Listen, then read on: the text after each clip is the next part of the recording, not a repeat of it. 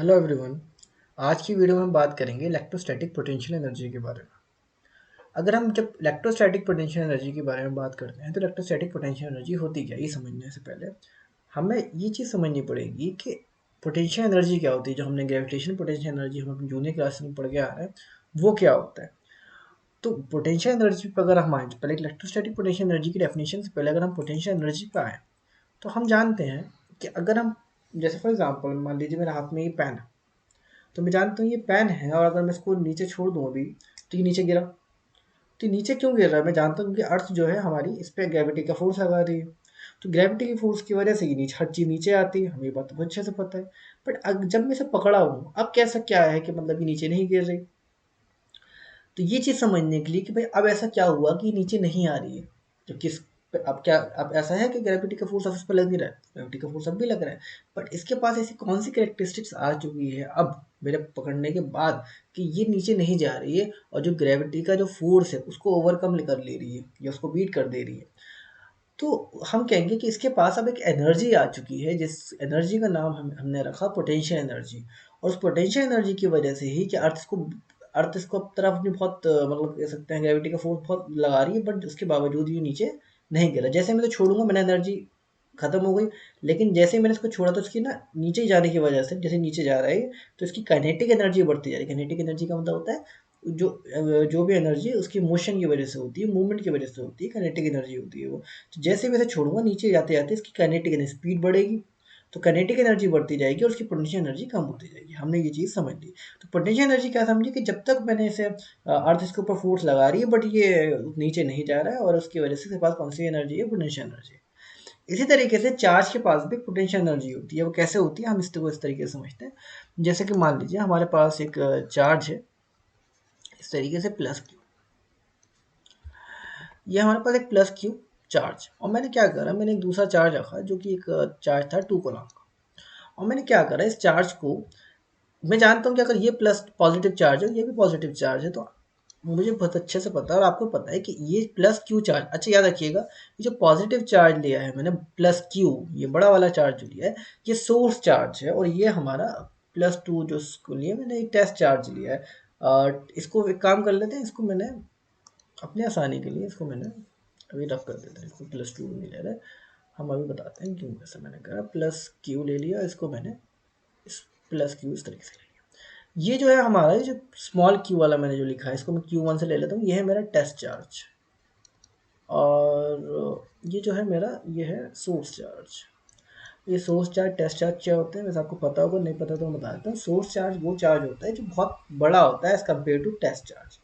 क्योंकि हम जानते हैं जब कोई दो चार्जेस आपस में पास आते हैं दोनों की इलेक्ट्रिक फील्ड आपस में इंटरेक्ट होती है, उसी की वजह से एक दूसरे पर फोर्स अप्लाई होता है।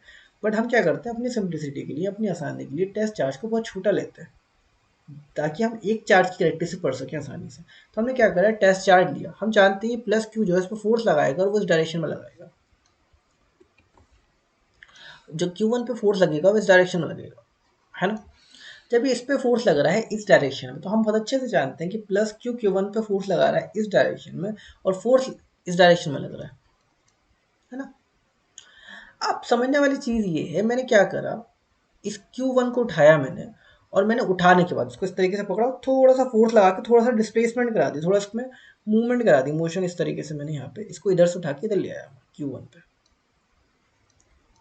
और उसमें डिस्प्लेसमेंट कुछ ना कुछ कर दी मैंने, मान लीजिए डिस्प्लेसमेंट है ds, ये छोटा सा ले लेते हैं हम, ds ना लेकर हम इसमें कुछ और ले लेते हैं, हमने x ले लिया।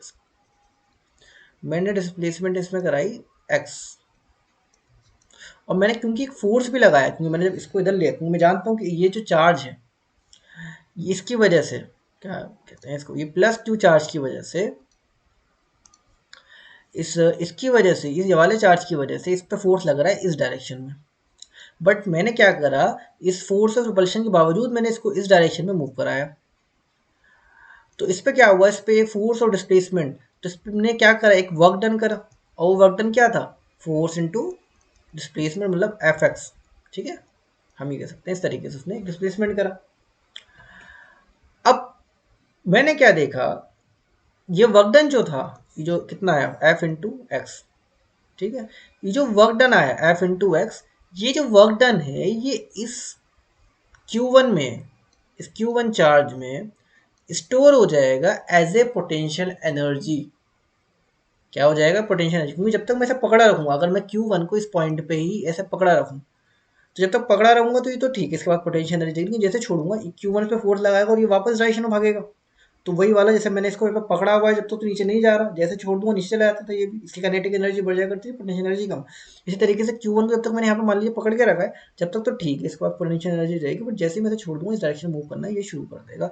तो मैं कहूँगा कि पोटेंशियल एनर्जी जो है इसकी, वो वर्क डन जो है वो पोटेंशियल एनर्जी में स्टोर हो गया। और जितना ये वर्क डन होगा उतनी ही इस पॉइंट, इस चार्ज Q1 के पास पोटेंशियल एनर्जी होगी। तो मैं कह सकता हूँ कि जो वर्क डन था ये कितना था। मैंने क्या करा, मान लीजिए एक पॉइंट ए है और ये पॉइंट बी है। तो मैंने क्या करा, मैंने ए से बी मूव करा है, इसको मैं लिख लूँ। और मान लीजिए छोटी डिस्टेंस थी डी एक्स, तो मैं कह सकता हूँ कि एफ डी एक्स, ठीक है, एफ डॉट डी एक्स जो है आपका ये वो हुआ। और मैंने यहाँ माइनस साइन भी लगाया, क्योंकि मैं जानता हूँ कि ये जो फोर्स, ये जो क्या कहते हैं, जो मैं जो मोशन कर रहा हूँ, ये जो मूवमेंट कर रहा हूँ, ये अपोजिट डायरेक्शन में है, ठीक है ना। क्योंकि जो क्यू चार्ज लगा रहा है वो दूसरे डायरेक्शन में फोर्स लगा रहा है। तो मैंने ए से बी मूव करा, फोर्स लगाया थोड़ा सा, और डिस्प्लेसमेंट कितने करी, डी एक्स। तो ये जो वर्क डन है ये क्या है, बेसिकली आपकी इस चार्ज की, यही वर्क डन इस Q1 चार्ज में, किस कौन से चार्ज में, Q1, बड़ा बड़ा बड़ा बड़ा लिख रहा हूँ मैं, बड़ा बड़ा क्या मिटाई देते हैं, अच्छा से लिख देते हैं। मैंने इसको ही, मैंने इस, यही जो है Q1 चार्ज में क्या हो गया, स्टोर हो गया एज ए पोटेंशियल एनर्जी। तो potential energy, electrostatic potential energy कहने की वैल्यू यही है, इस तरीके से। मैं ये भी जानता हूँ कि अगर इस पॉइंट पे, Q1 पॉइंट पे कुछ ना कुछ पोटेंशियल एनर्जी अगर इसकी है, क्योंकि वर्क डन है, और अगर मान लीजिए मैं इसको इस पॉइंट पे मूव कराऊँ, तो इसकी कोई और पोटेंशियल एनर्जी होगी। इसी तरीके से अगर मैं यहाँ इधर मूव, इसी तरीके से ए पॉइंट पे इसकी कुछ और पोटेंशियल एनर्जी होगी। तो हर पॉइंट पे पोटेंशियल एनर्जी अलग अलग है, क्योंकि ये पोटेंशियल एनर्जी कहीं ना कहीं डिस्प्लेसमेंट पे वो मूव डिपेंड कर रही है। तो मैंने क्या देखा, ये जो पोटेंशियल एनर्जी है ये पॉइंट पे डिपेंड कर रही है, जो कि होती भी एक्स डी एक्स का एक ना पॉइंट फंक्शन ही तो है, वो डिस्टेंस पे डिपेंड कर रही है, मतलब पॉइंट पे डिपेंड कर रही है। तो हमने देखा कि अगर मान लीजिए ए पॉइंट पे कुछ है, बी पॉइंट पे कुछ है, और मैंने ए पॉइंट वाली पोटेंशियल एनर्जी को मान लिया यू ए, और इसको मान लिया मैंने यू बी, क्योंकि दोनों के बीच में अलग अलग पोटेंशियल एनर्जी होगी, ए पे कुछ और होगी, बी पे कुछ और होगी। और मैं ये भी जानता हूँ कि यू बी जो होगी, यूबी जो होगा आपका, क्या कहते हैं, क्या कह सकते हैं हम, यूबी पे अलग पोटेंशियल एनर्जी होगी, यूए पे अलग होगी। तो मैं अगर चाहूँ, मैं अगर ये देखना चाहूँ कि दोनों के बीच का पोटेंशियल,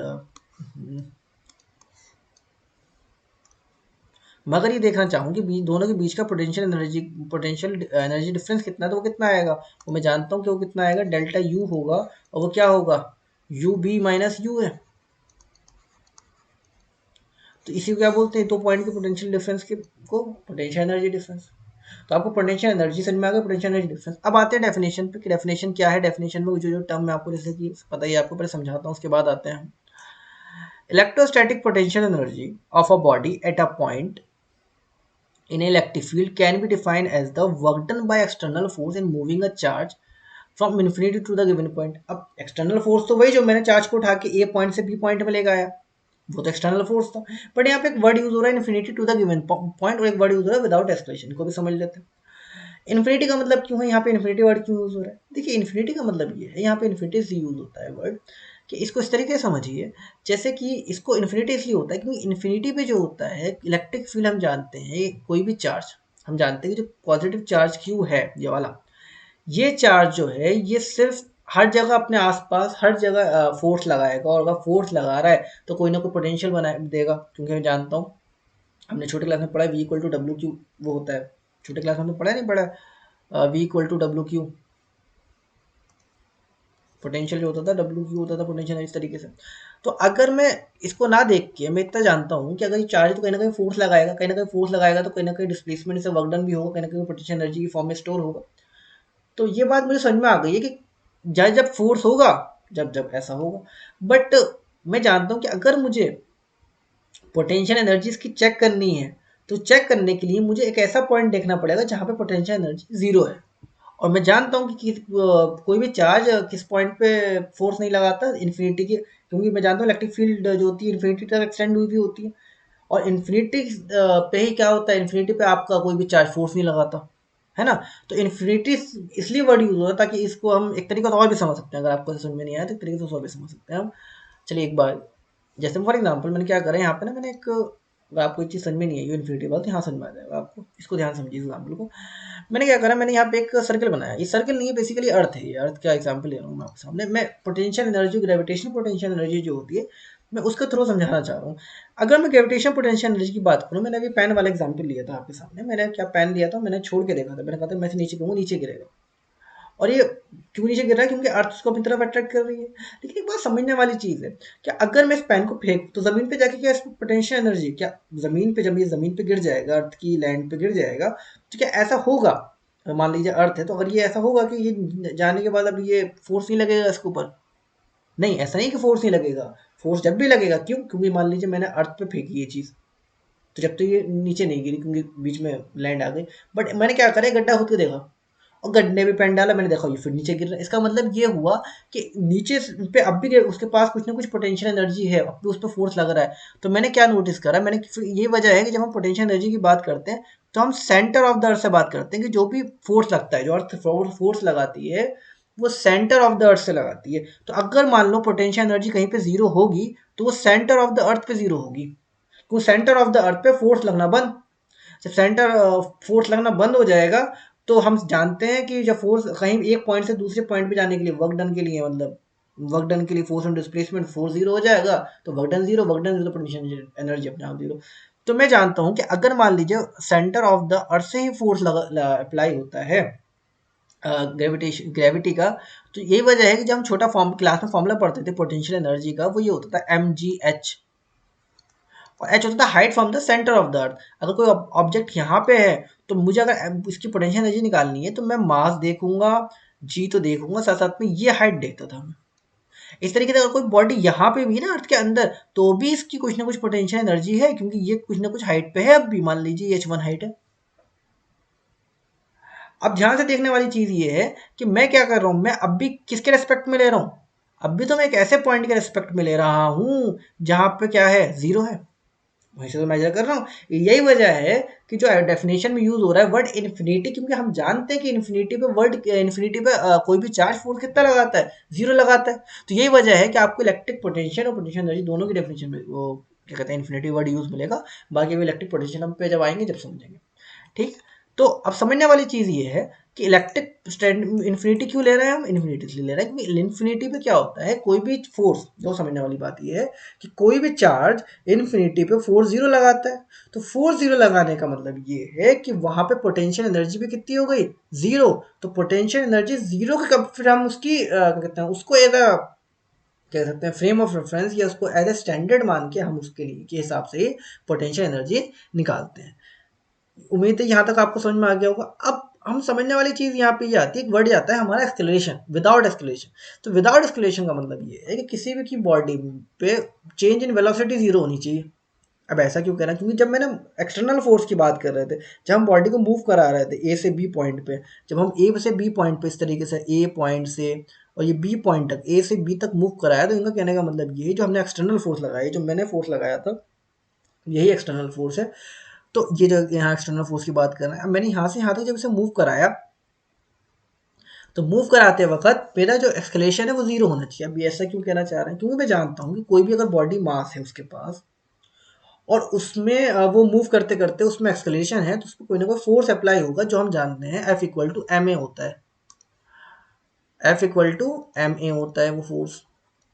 तो ये फोर्स, अब एक ये फोर्स जीरो करने के लिए, एक दूसरा फोर्स जीरो करने के लिए हम क्या करते हैं, यहाँ पे एक को जीरो कर देते हैं ताकि एक ही फोर्स रहे। उम्मीद है ये भी समझ में आ गया होगा आपको। और इलेक्ट्रोस्टैटिक पोटेंशियल एनर्जी क्योंकि हम पढ़ रहे हैं, तो हम जानते हैं कि इसकी यूनिट जूल, एनर्जी कोई भी हो यूनिट हमेशा क्या होती है, जूल। ऐसा ही। चलिए, इलेक्ट्रोस्टैटिक पोटेंशियल एनर्जी समझ में आ गई होगी आपको, उम्मीद है। ठीक है, कि मान लीजिए एक चार्ज है और हमने क्या करा, उसको यहाँ तक मूव कराया, तो उसके लिए कुछ ना कुछ उसमें वर्क डन करना पड़ा हमें। ये मान लीजिए बड़ा वाला चार्ज है, ये टेस्ट चार्ज है, इसको मैंने यहाँ से यहाँ तक मूव कराया और मैंने फोर्स लगाया, डिस्प्लेसमेंट हुआ, और force displacement, force into displacement, work done. और ये वर्क डन ही क्या था, इस टेस्ट चार्ज में as a potential energy store हो गया। तो ये क्या, और क्योंकि हम इलेक्ट्रोस्टैटिक्स में पढ़ रहे हैं तो ये इलेक्ट्रोस्टैटिक पोटेंशियल एनर्जी है। चलिए, उम्मीद है हम यहाँ तक समझ में आ गया होगा। अब आते हैं हम इलेक्ट्रोस्टैटिक पोटेंशियल पे। इलेक्ट्रोस्टैटिक पोटेंशियल में कुछ नहीं होता, बस ये समझ लीजिए जो कुछ हमने वहां पढ़ा है, जो हम इलेक्ट्रोस्टैटिक पोटेंशियल एनर्जी में पढ़ के आए हैं, सब कुछ वही है, पूरी कहानी वही याद रखिए, कुछ नया नहीं है। जो पुरानी वाली फिल्म देखी है हमने, वही फिल्म हमें याद रखनी है।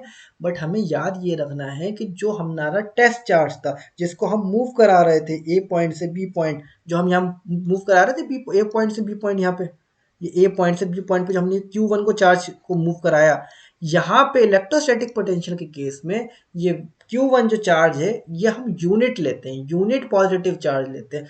यूनिट पॉजिटिव मतलब 1 यूनिट, वन कोलाम कह सकते हैं, 1 कोलाम का हम चार्ज लेंगे, 1 कोलाम या 1 मिली कोलाम जो भी लेंगे, 1 लेंगे और पॉजिटिव चार्ज लेंगे। तो हमारा टेस्ट चार्ज जो है इलेक्ट्रोस्टैटिक पोटेंशियल वो रिस्ट्रिक्टेड हो जाता है कि हमें सिर्फ 1 ही लेना है।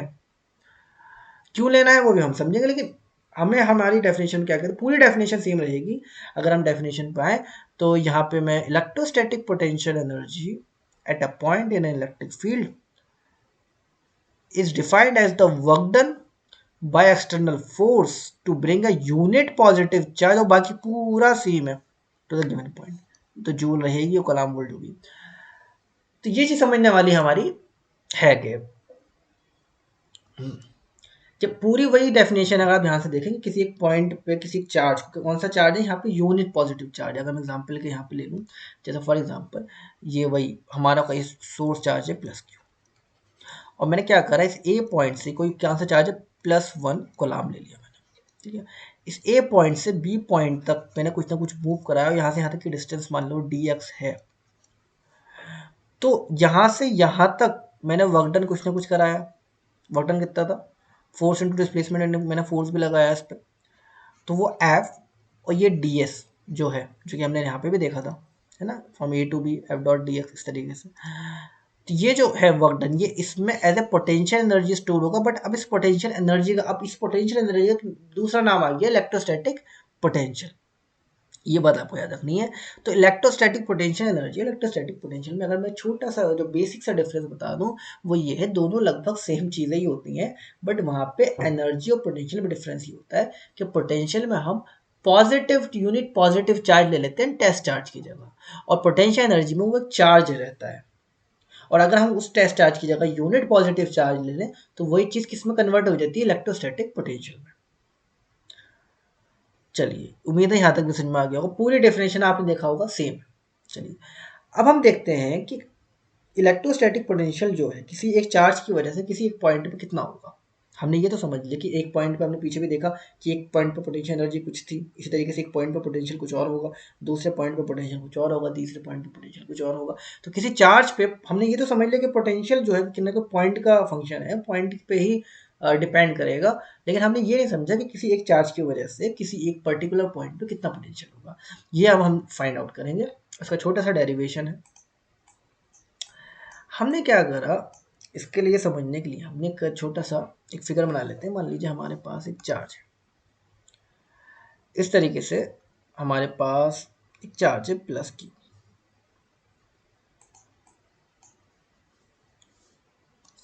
ये प्लस चार्ज है प्लस क्यू, ठीक है। और हमने क्या करा, एक यूनिट पॉजिटिव चार्ज जो कि यहाँ पे था, हमने उसे इन्फिनिटी से ला रहा है, एक बात याद रखिएगा। और यहाँ से ए पॉइंट ये है और एक पॉइंट है ये बी, ठीक है।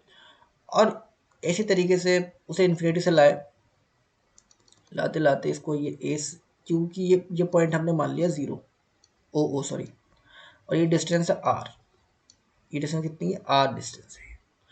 और हमने क्या करा, इस चार्ज को, जो कि क्या था, कितना चार्ज था ये, थोड़ा हम इसको हाईलाइट करने के लिए ना दूसरा कलर ले लेते हैं।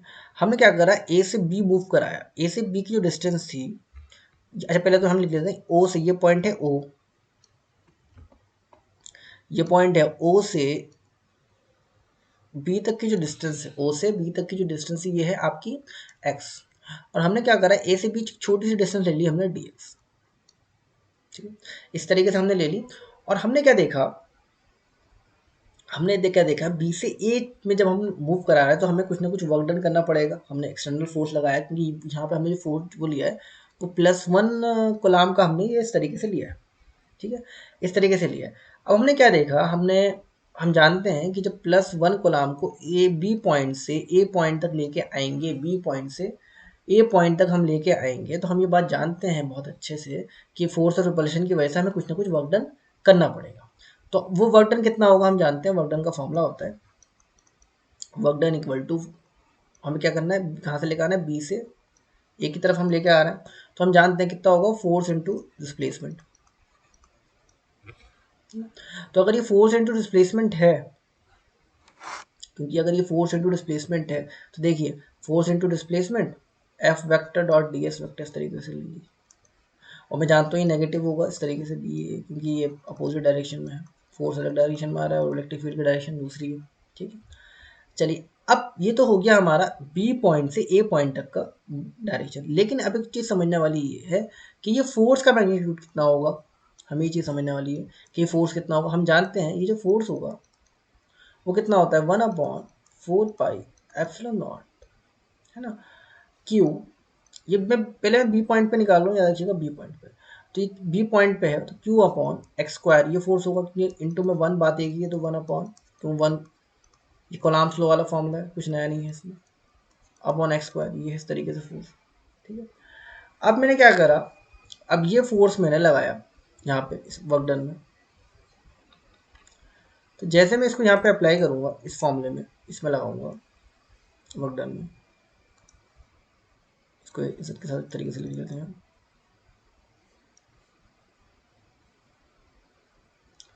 कि 1/4πε0 Q upon X square D x.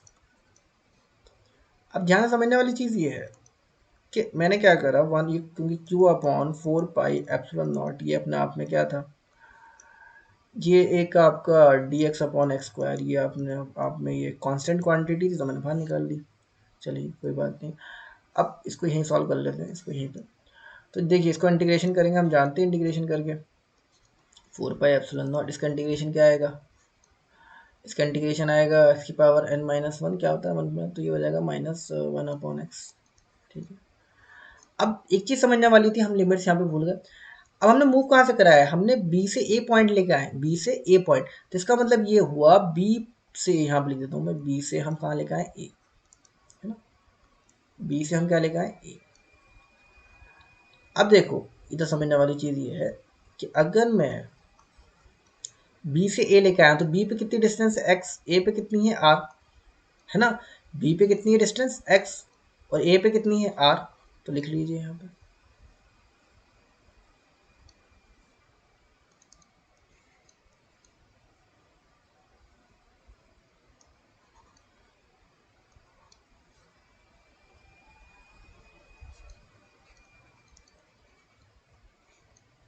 अच्छा एक चीज़ मैं इसमें बतानी है, इसमें माइनस को आप बाहर निकाल लीजिए, एक माइनस पहले से था यहाँ पे, वो माइनस को यहाँ भूलिए, ये माइनस यहाँ पे, ये माइनस यहाँ पे, तो एक माइनस यहाँ पे भी होगा, इस तरीके से प्लस हो जाएगा।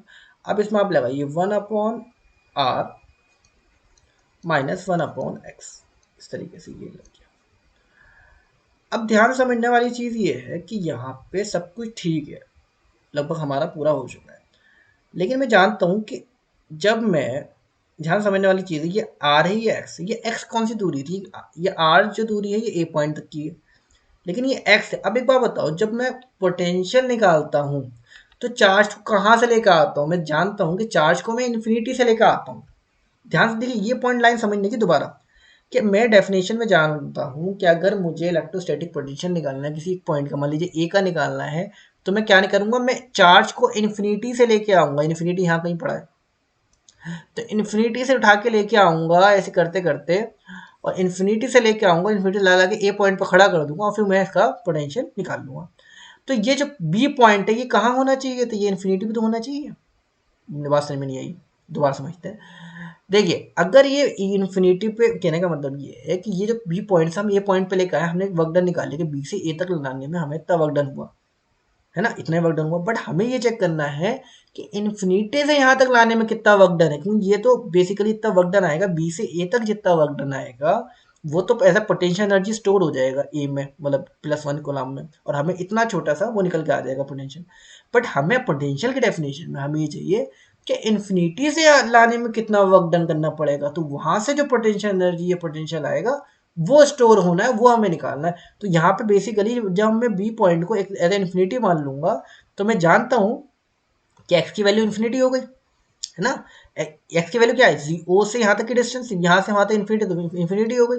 तो अगर मैं एक्स को इन्फिनिटी डाल दूँ, तो मैं जानता हूँ कि 1 अपॉन इन्फिनिटी क्या होता है, यहाँ पे मैं फिर Q upon 4 pi epsilon naught 1/r-1/इन्फिनिटी। और मैं जानता हूँ 1/इन्फिनिटी क्या होता है, जीरो। ये चीज़ क्या हो गई, जीरो, जीरो बना दिया मैंने। तो Q/4 पाई एप्सिलॉन नॉट, और ये हो गया 1/r। और यही चीज़ क्या होगी, यही चीज़ का पॉइंट का पोटेंशियल होगा। बात समझ में आई नहीं आई? कहने का मतलब ये है, अब ये जो वर्क डन कह सकते हैं, ये जो पोटेंशियल आया हमारा, यही एज अ वो उसमें स्टोर हो जाएगा। तो क्या होगा, ये V इक्वल टू, ये W equal to V equal to 1/4 pi epsilon naught Q/r। तो मैंने इससे ये चीज़ सीखी कि किसी भी पॉइंट का जो पोटेंशियल होता है, किसी भी जो पॉइंट का पोटेंशियल होता है, वो बेसिकली आपका कह सकते हैं हम, किसी भी पॉइंट का पोटेंशियल जो होगा आपका, वो उस चार्ज से उस पॉइंट तक की बीच की डिस्टेंस पे डिपेंड करेगा। यही वजह है यहाँ पे आर आ रहा है। क्या आ रहा है यहाँ पे, आर आ रहा है। ये चीज़ समझने वाली है। यहाँ पे क्या आ रहा है, आर आ रहा है। तो किसी भी पॉइंट का जो पोटेंशियल होगा, वो उस पोटेंशियल, उस पॉइंट पे और उस पॉइंट के बीच के पोटेंशियल पे डिपेंड करेगा। चलिए, उम्मीद है ये समझ में आपको आ गई होगी। चलिए, अब आगे बढ़ते हैं। अब आगे कैसे बढ़ते हैं, अब हम समझते हैं कि अगर मान लीजिए, ये तो समझ में आ गया कि मान लीजिए हमें आर डिस्टेंस, इसको एक बार यहाँ पे अगर हम थोड़ा सा इसकी फिगर बना लेते, मान लीजिए यहाँ पे प्लस क्यू चार्ज है और कोई पॉइंट पी है इधर, और इस पॉइंट पी पे कोई भी चार्ज, अगर मुझे इस पॉइंट पी पे अगर क्या निकालना है, और मान लीजिए यहाँ से इस पॉइंट, यहाँ से यहाँ तक की जो डिस्टेंस है वो है हमारी आर नहीं ले रहा, तो बहुत बार ले लिया, हमने एस ले लेते हैं। और मैं जानता हूँ पॉइंट क्यू की वजह से, इस चार्ज क्यू की वजह से इस पी पॉइंट पे कितना पोटेंशियल होगा, तो वो इस डायरेक्ट फॉर्मूले से निकाल सकता हूँ मैं, 1/4 पाई एप्सिलॉन नॉट और Q upon S, S square नहीं आएगा, सिर्फ एस। तो मैंने ये चीज़ तो देख ली कि जो पोटेंशियल है वो डिस्टेंस पे डिपेंड कर रहा है, ठीक है, डिस्टेंस पे डिपेंड कर रहा है और चार्ज पे डिपेंड कर रहा है। चलिए, इतना समझ में आ गया। अब हमें समझना है, अब यहाँ से समझने के बाद अब हम आगे बढ़ने की कोशिश बढ़ते हैं। अब हम समझते हैं कि मान लीजिए कि ये हमारा अगला टॉपिक जो है पोटेंशियल एट अ पॉइंट, ये तो एक हो गया हमारा, एक पॉइंट की वजह से कितने, एक पॉइंट की वजह से, एक चार्ज की वजह से किसी एक पर्टिकुलर पॉइंट पे कितने वो होंगे, कह सकते हैं हम, कितना पोटेंशियल होगा। बट अगर मान लीजिए कई सारे चार्जेस हैं और उन सबकी वजह से एक पर्टिकुलर पॉइंट पे हमें निकालना है, तो कैसे निकलेगा। जैसे मान लीजिए मैंने एग्जांपल के तौर पे क्या करा, मैंने क्या करा, एक चार्ज लिया Q1 और मैंने एक चार्ज लिया Q2 और एक चार्ज लिया Q3, इस तरीके से। और मुझे क्या पता लगाना है कि मान लीजिए यहाँ पे ये पॉइंट है P, यहाँ पे मैंने P पॉइंट, और मुझे पता लगाना है Q1 की वजह से कितना पोटेंशियल होगा इस Q2 की वजह से, क्योंकि देखिए सिस्टम ऑफ चार्जेस है ये, एक सिस्टम ऑफ चार्जेस, एक ऐसा सिस्टम जिसमें कई सारे चार्जेस है, Q1 Q2 Q3, हम Q4 Q5 Q6 भी ले सकते हैं। तो कई सारे चार्जेस हैं, उसकी वजह से किसी पर्टिकुलर पॉइंट पे कितना पोटेंशियल होगा। और मान लीजिए डिस्टेंस, मान लीजिए हमने ये R1 है, ये R2 है, या R3 डिस्टेंस तरीके से ले ली, तो इसकी वजह से पूरी पॉइंट पे कितना पोटेंशियल होगा वही हम निकालेंगे। तो इसकी वजह से जो टोटल पोटेंशियल आएगा, टोटल जो V आएगा वो बेसिकली अलजेब्रिक सम ही होगा, V1 plus V2 plus V3, इस तरीके से एंड सो ऑन, इस तरीके चलता रहेगा, चार्ज बढ़ जाए तो इसका कितना फॉर्मूला आएगा, वही हमारा, कुछ नया नहीं होगा, 1/4 pi epsilon not Q1 upon R1, 1/4 pi epsilon not Q2 upon R2, इस तरीके से 1/4 pi epsilon not Q3 upon R3 and so on. इसको अगर हम चाहें तो 1/4 पाई एप्सिलॉन नॉट जो है सब में कॉमन ले सकते हैं, और इसमें इस तरीके से हम Q1 R1 plus Q2 upon R2 plus Q3 upon R3, इस तरीके से हम इसको ले सकते हैं, है ना। तो ये बेसिकली टोटल V, इसको हम बोलते हैं potential at a point due to a group of charges. इसमें कुछ नया हमने काम नहीं करा, बस क्योंकि समझने के लिए है और इम्पोर्टेंट भी है, इसलिए मैंने आपको ये समझा दिया। अब हम पढ़ते हैं कि डाइपोल की वजह से, अगला हमारा टॉपिक है कि कोई भी पोटेंशियल जो है इलेक्ट्रिक डाइपोल की वजह से किसी भी पॉइंट पे, इलेक्ट्रिक पोटेंशियल डाइपोल की वजह से किसी पॉइंट पे कितना हो सकता है, ये हमें समझने वाली चीज़ है। तो ये मैंने यहाँ पे आपके लिए पहले से ये यहाँ वो रख रखा है और बहुत आसान है, अभी समझते हैं आज में। चलिए, potential due to electric dipole, कोई इलेक्ट्रिक डाइपोल दे रखा है हमारे पास, तो इस फिगर पे आते हैं, फिर इस फिगर पे थोड़ा जूम आउट कर लेते हैं, ठीक है।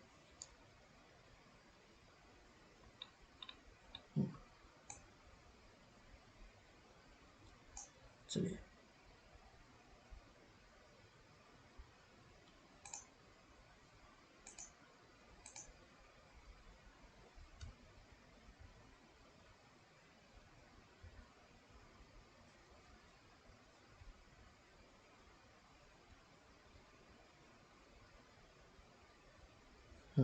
चलिए वापस आते हैं इस पर।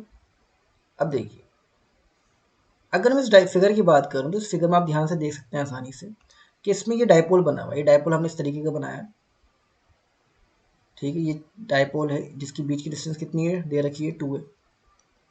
ये इसका पॉजिटिव चार्ज है प्लस क्यू, और इसका ये नेगेटिव चार्ज है, ये वाला जो चार्ज दे रखा है ये नेगेटिव है माइनस क्यू। इनकी बीच की डिस्टेंस ये दे रखी है। अब हमें किसी पर्टिकुलर पॉइंट, ये पी पॉइंट पे कितना डाइपोल होगा, क्या कह सकते हैं, सॉरी, कितना पोटेंशियल होगा वो हमें निकालना है। तो देखिए, इस हमने क्या करा, हमने सबसे पहले इसको करने का थोड़ा सा समझने वाली चीज़ है। हम क्या करा, इस पॉइंट पे तो हमने पहले यहाँ से क्यू से पी पॉइंट की डिस्टेंस हमने आर वन मानी है, और माइनस क्यू से इसकी डिस्टेंस हमने आर टू मानी, ठीक है। और सेंटर ऑफ द डाइपोल से डिस्टेंस है वो हमने ये आर मान ली, ठीक है। आर वेक्टर इस तरीके से भी कर सकते हो। अब हम आगे बढ़ते हैं। हमने क्या करा, थोड़ी सी यहाँ पे ज्योमेट्री का यूज होगा। हमने क्या करा, हमने इस पॉइंट से एक जो लाइन बनाई, 3 लाइन हमने इस तरीके से बनाई, ठीक है, इस तरीके से। और हमने यहाँ से एक परपेंडिकुलर डाला इस तरीके से। समझने वाली चीज़ है, यहाँ पर थोड़ी सी आपको ज्योमेट्री का यूज करना पड़ेगा। हमने 2 परपेंडिकुलर डाल दी इस तरीके की, एक परपेंडिकुलर ये है, एक परपेंडिकुलर ये।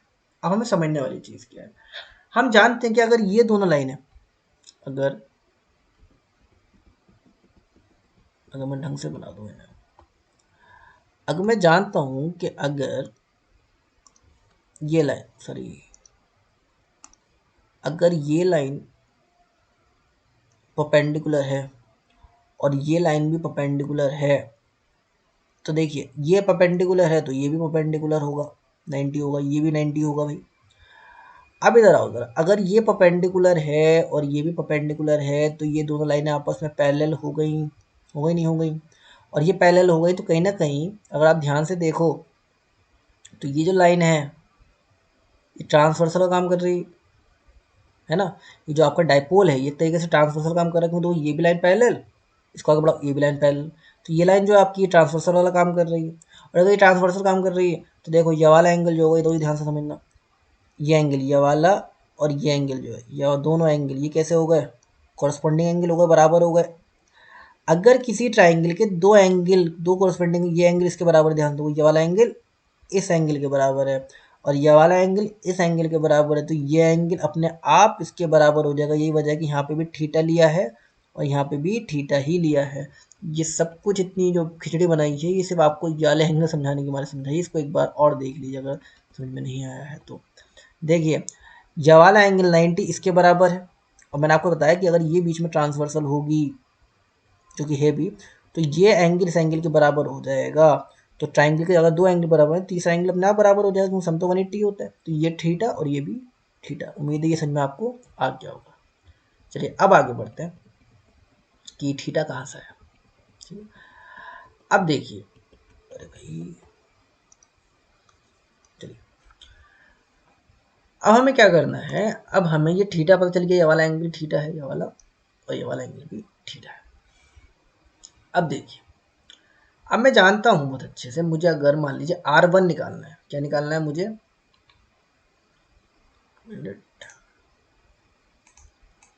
मुझे अगर R1 निकालना है, जो कि ये मुझे R1 या R2 कुछ भी निकालना है, इस तरीके से मुझे R2 निकालना है मान लीजिए, तो अब ध्यान से देखिए, परपेंडिकुलर का मतलब क्या, देखिए ये डिस्टेंस जो कि ये वाली डिस्टेंस बाय ज्योमेट्री, ये डिस्टेंस और ये डिस्टेंस बराबर होगी यहाँ से यहाँ तक की डिस्टेंस, है ना।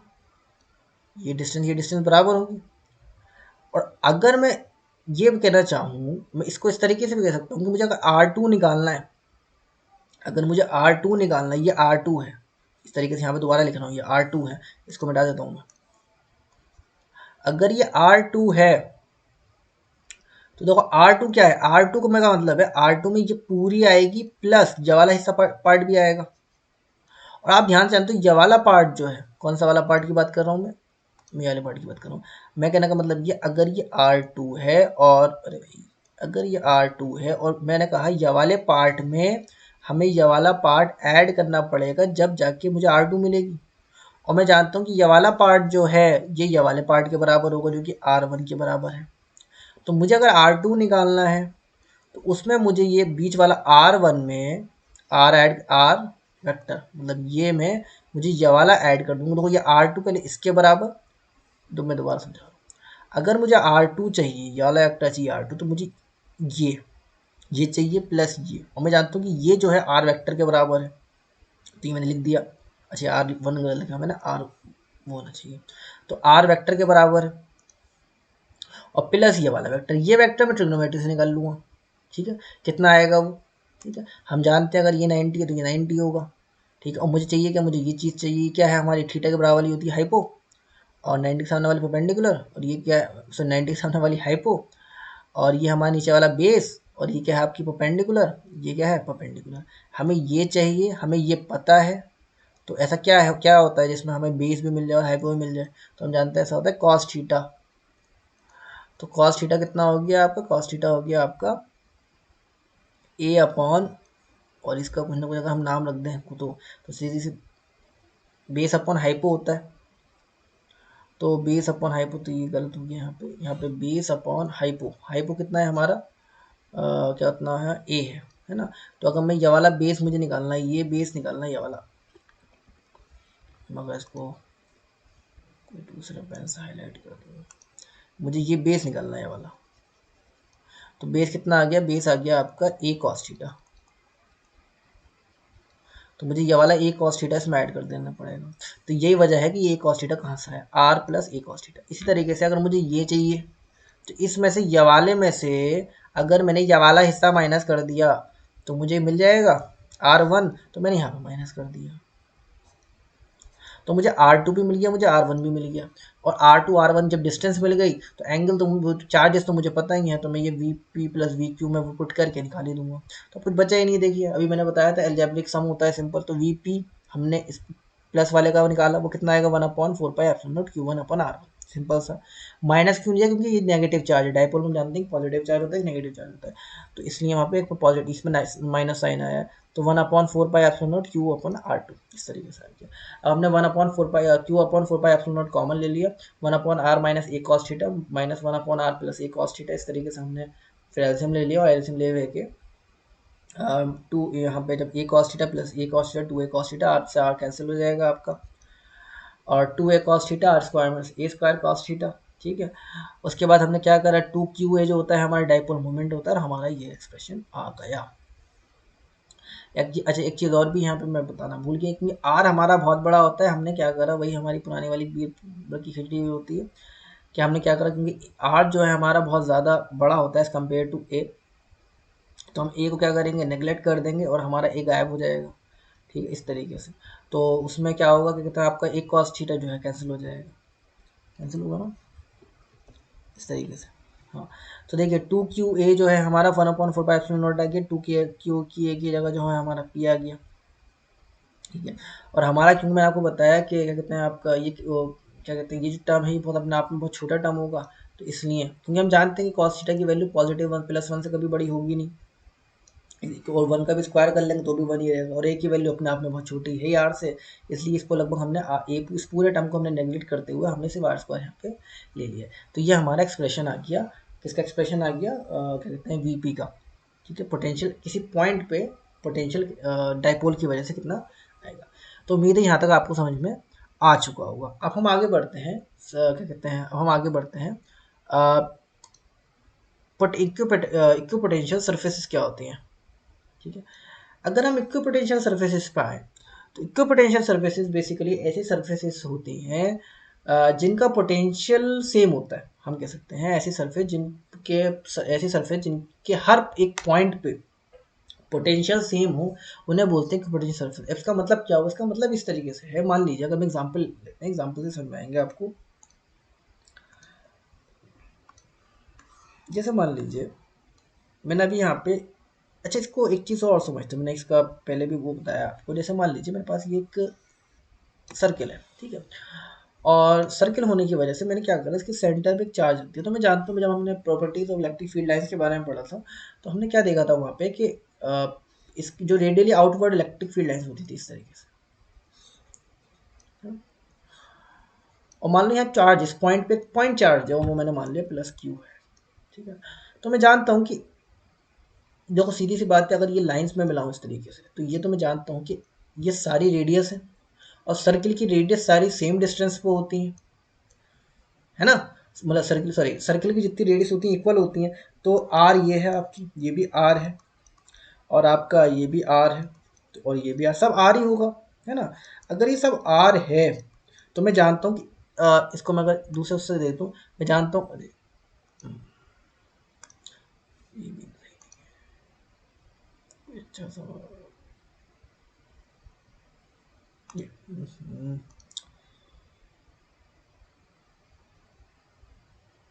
मैं जानता हूँ कि अगर ये एक पॉइंट, ये दूसरा पॉइंट, ये तीसरा पॉइंट, अगर मुझे मान लीजिए इस क्यू चार्ज का पॉइंट निकालना, मान लीजिए इस क्यू की वजह से इस पॉइंट पर कितना चार्ज वो होगा, तो मैं जानता हूँ, इसे मैंने ना पी पॉइंट मान लिया, इसे मैंने क्यू मान लिया, इसे मैंने आर मान लिया, इसे मैंने एस मान लिया, मैंने वी पी निकाला। मैं जानता हूँ कि मान लो कोई पॉइंट पर इसे पोटेंशियल से निकालना, तो 1/4 पाई एप्सिलॉन मैंने भी डिराइव करा था हमने, क्यू अपॉन बीच की डिस्टेंस आर। इस तरीके से अगर मुझे वी क्यू निकालना है, तो 1/4 pi epsilon naught Q upon R, अब यही आया जनरेटिंग की हुई। वी मुझे आर निकालना है, तो 1/4 pi epsilon naught upon Q upon R. तो मैं कह सकता हूँ अब तीनों के तीनों केस में या हर केस में जितने भी पॉइंट होंगे, किस पॉइंट पे है, इस पॉइंट पे जितने भी पॉइंट होंगे, मैं कहूँगा कि हर पॉइंट पे पोटेंशियल सेम आएगा मुझे, क्योंकि रेडियस सेम रहेगी, भाई सीधी सी बात है। तो मैं कह सकता हूँ कि ऐसी सरफेस, अब इस पे हर इसकी सरफेस पे हर पॉइंट पे, ये तो मैंने सर्किल लिया है, इस तरीके से हम स्फेयर भी ले सकते हैं ना, कि एक स्फेयर एक बॉल है, और उस बॉल के अंदर एक पॉइंट चार्ज है, उसके पूरे बॉल के हर पॉइंट पे क्या कहते हैं आपकी electric field, sorry potential same होगा। मैं बता चुका हूँ पोटेंशियल किस किस चीज़ पे डिपेंड कर रहा है, चार्ज से डिस्टेंस पे डिपेंड कर रहा है। तो हर उस बॉल के, जिस बॉल के सेंटर पे क्या रखा हुआ है, एक चार्ज रखा है, तो उस बॉल की सरफेस पे हर पॉइंट पे पोटेंशियल सेम होगा। तो हम उस बॉल की सरफेस को बोल सकते हैं कि वो एक क्या है, वो एक इक्विपोटेंशियल सरफेस है। क्या बोलेंगे हम उसे? Equipotential surface. और यही उसकी डेफिनेशन में भी है। अगर हम डेफिनेशन पे भी आ जाएं, तो पोटेंशियल क्या, डेफिनेशन क्या कहती है? डेफिनेशन ये तो कह रही है,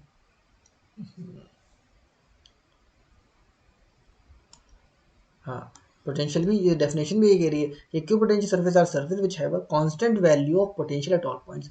ऐसे क्या कहते हैं, ऐसी सरफेस है जिनके हर पॉइंट्स पे पोटेंशियल क्या हो, कांस्टेंट वैल्यू हो, सेम रहे। चलिए अगर आप इन पे आए, ये जो इमेजेस दे रखी हैं की बात करें, आपके एनसीईआरटी बुक्स में मेंशन हुई है, तो देखिए 3 सरफेस दे रखी है। इन तीनों सरफेस, अगर मैं इस सरफेस की बात करूँ, तो इस सरफेस के सारे पॉइंट्स पे पोटेंशियल सेम होगा। इस सरफेस के, जैसे मैं हाईलाइट करना चाहूँ, तो जैसे इस सरफेस के सारे पॉइंट्स पे जितने पॉइंट्स उन पे पोटेंशियल सेम होगा। इस सरफेस के सारे पॉइंट्स पे, इस सरफेस के पोटेंशियल, हाँ ये हो सकता है कि मान लीजिए इस पे कुछ और पोटेंशियल हो, इसके पॉइंट्स के सारे पोटेंशियल कुछ और पोटेंशियल, मान लो ये V1 हो, V2 हो, ये V3 हो, ये अलग अलग हो सकता है। बट इसका मतलब ये नहीं है कि इसके सारे पॉइंट्स पर पोटेंशियल सेम होगा। V1 के जितने पॉइंट है, 1 2 3 4 5, ये सब सेम होगा। मान लीजिए अगर V1 की वैल्यू वो आ रही है, इस पे कोई 10 आ रही है, तो इस पॉइंट पे हर पॉइंट पे 10 10 10 20 20 20 20 30 30 30 30 30 इस तरीके से सरफेस पे सेम होगा। इस तरीके से ये मैंने स्फेरिकल वाला एग्जाम्पल तो आपको दे चुका हूँ ऊपर नीचे, तो आपको समझने लायक कुछ ऐसा है नहीं। तो इक्वल पोटेंशियल आप सरफेस समझ में आ गई आपकी।